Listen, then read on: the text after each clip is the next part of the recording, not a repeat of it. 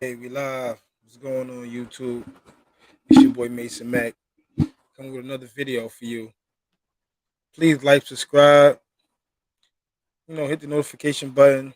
No, I haven't been on in a little while, but I've been going through a little bit of stuff, just like everybody. But I seen a video recently about I don't know if you could talk about him on YouTube right now, but the gentleman Andrew Tate that got banned from all social media sites and everything tech basically. And I just wanted to speak on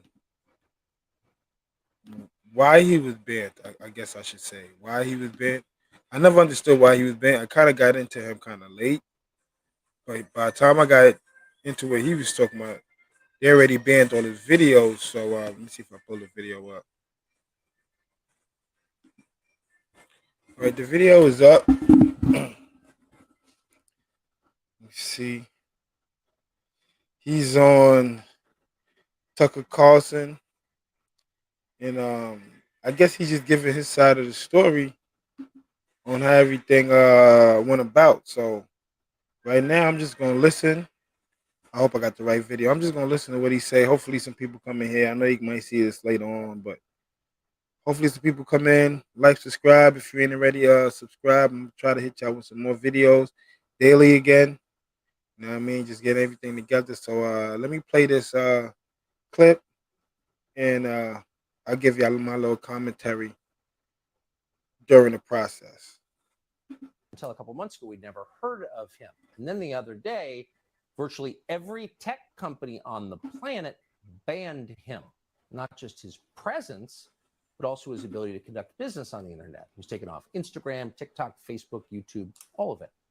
Then they started telling you that not only was he not allowed to talk, but you weren't allowed to like him because he was an incredibly bad person.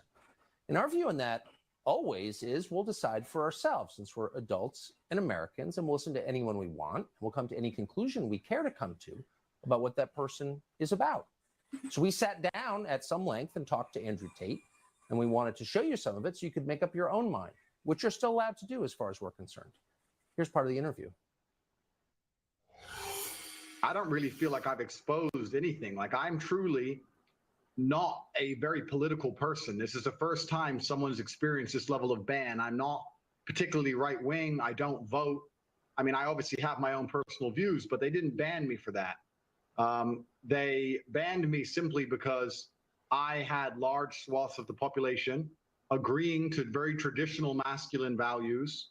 Teenage men and young men, 20, 22, 23, 24, were looking up to me and aspiring to be like me. I have a very traditionally masculine life. I have fast cars and a big house and a lot of money and a beautiful girlfriend. And they thought this was very, very threatening. And for some reason, they decided that it's better if they annihilate me from the internet and replace me with somebody who's more aligned with whatever they're trying to purport.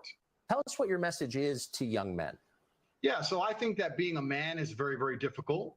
I think that men's issues are largely overlooked.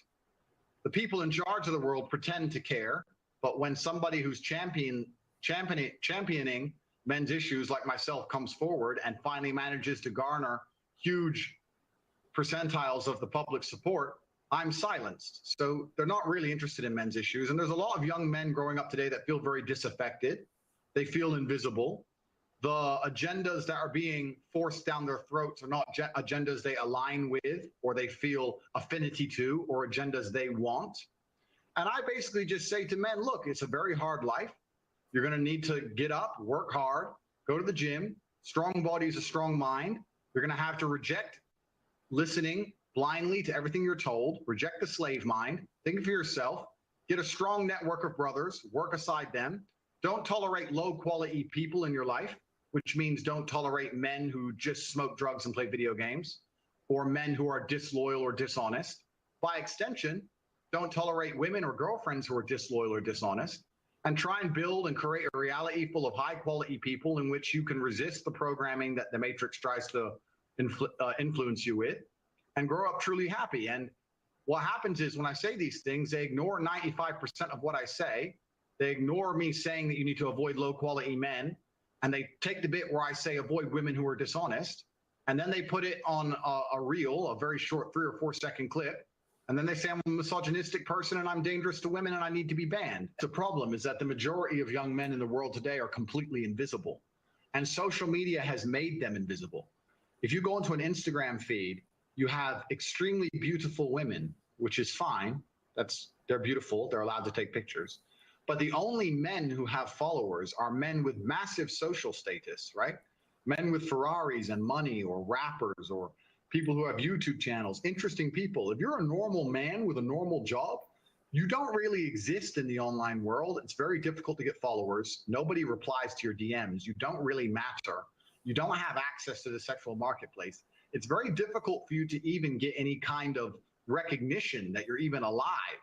And a lot of men feel lost and lonely because of that. And I was championing to a degree their issues by saying to them, look, that is unfair perhaps, but that's the way the game works.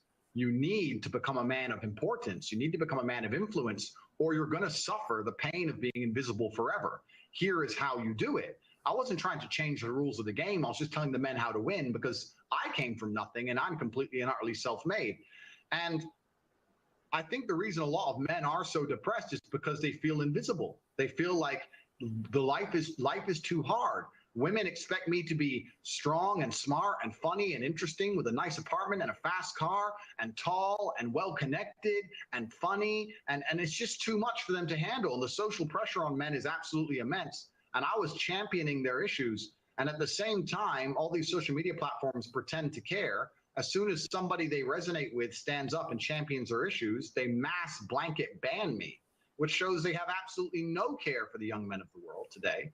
They think that by banning me, I'm just going to vanish and the young men are just going to go and start eating the gruel that they're fed on their YouTube feed. They don't want to read. They don't want to see transgender people wear makeup. They don't want to see that. They want to see a man who has a bunch of money and a nice life and some fast cars and is strong and is confident. They want an action hero.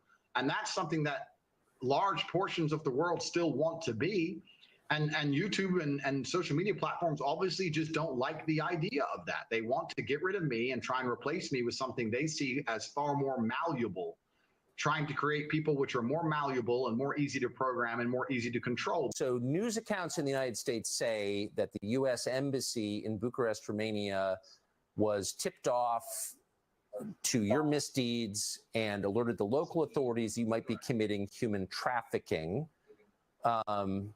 Given that this is the same charge they leveled against Julian Assange, or a species of it, skeptical, but I want to know the details. Were you arrested for human trafficking? What happened? Yeah, I was not arrested. So what happened is I suffered from a case of swatting. It's very popular with people who are large on the internet. Many large YouTubers have been swatted. It's where you call the police and you say somebody has a gun or there's a hostage situation and the SWAT team arrives. Somebody made a phone call to the American embassy saying that I was holding women at my house. The police arrived. And let me state this now. I state this openly to the world. I have absolute respect for the police. I would hate to live in a country where if you call the police saying women are being held against their will, that the police don't respond. That would be terrible. Of course they should come and look. Absolutely. They turned up. They investigated.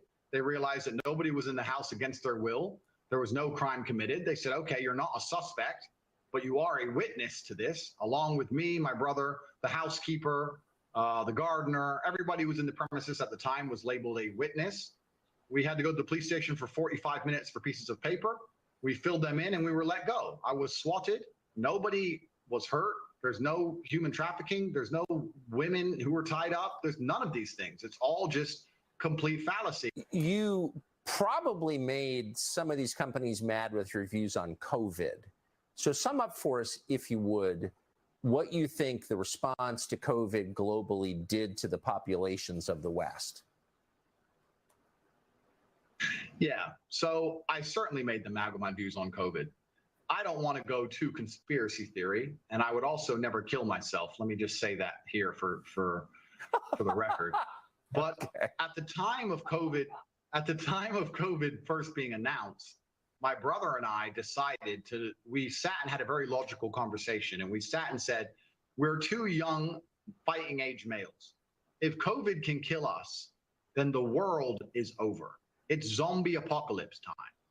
So there's no point hiding. We may as well go out with a bang. So my brother and I flew to Stockholm, Sweden. Now, I don't know if many people know this, but Sweden never closed down. Stockholm and Sweden never closed down, never made you wear masks, never mandated the vaccine. At the very beginning of COVID, when the rules were strictest, when Florida was still closed, when Miami was still closed, when the Republican states were still closed, Stockholm, Sweden was wide open with full nightclubs and a party scene like you've never seen. And we lived in Sweden for 3 solid months with zero restrictions, zero worry or interest in COVID. It was like the world was completely normal. And from there, when we left, obviously COVID was still going on. And in a neighboring country, you go to Germany, and they were having full panic attacks, genuine panic attacks if you didn't have a mask on. And it was just very obvious to me. I was like, I've spent the last 3 months ignoring this and I'm fine.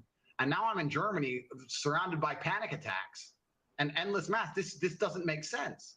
And I told the truth on social media. I said, this is obviously an overreaction, the decimation of your income, the fact you can't go get a doctor's appointment for a genuine ailment or a genuine risk of cancer, for example, the fact that you can't see your loved ones in their final days. These things are far more destructive than the common cold.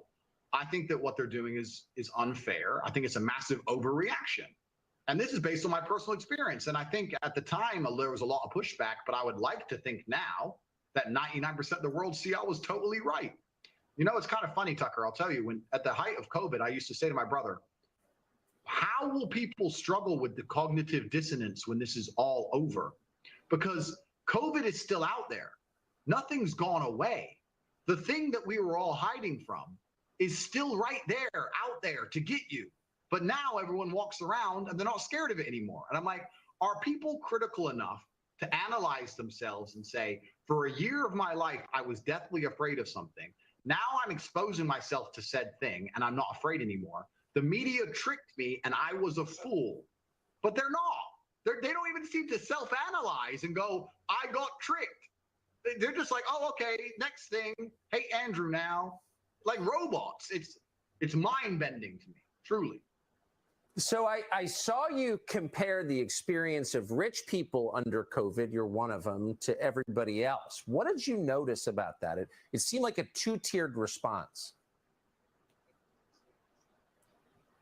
Yeah, so the story was very simple. I was flying inside of Europe. There's a lot of low-cost air carriers. It's only low cost primarily. There's not much first class, business class, anything like that. And I was flying, and my experience was plagued by endless paperwork, wearing a mask, put the mask over your nose. Every time you eat, you have to put the mask on in between.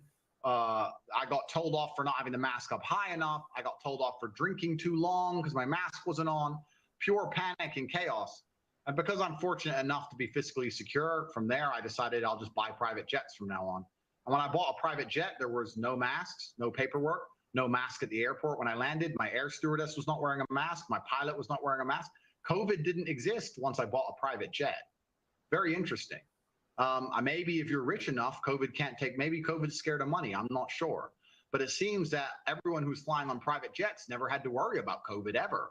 It's just the people at the bottom who had to worry about COVID. And it's kind of interesting, right? Life's always been two-tiered. There's always been this separation in regards to fiscal access. But I think a lot of people in the world today don't realize that it still very much exists. And a lot of the rules are only the rules for a certain class of people. And once you pass a certain wealth index or a certain level of money, that you can do basically whatever you want. And COVID really highlighted that to me. And it's truly sad. I mean, it's easy for me to make a joke of it, but when I would fly on a private jet and do whatever I wanted, or go to Sweden and party in nightclubs and do whatever I wanted, and then I'd come to, let's say, England and see my friend who couldn't go see his dying grandmother because of a COVID restriction, that's truly sad. That's truly criminal. It's really crazy what's happened and how the world's just moved on, and the cognitive dissonance that people don't have enough respect for themselves and for the truth to analyze how they were so easily fooled. It's really sad to even think about, but maybe that was the beginning of me being disliked by just pointing out my human experiences during the pandemic. But I want to tell you something that's actually kind of scary about this banning.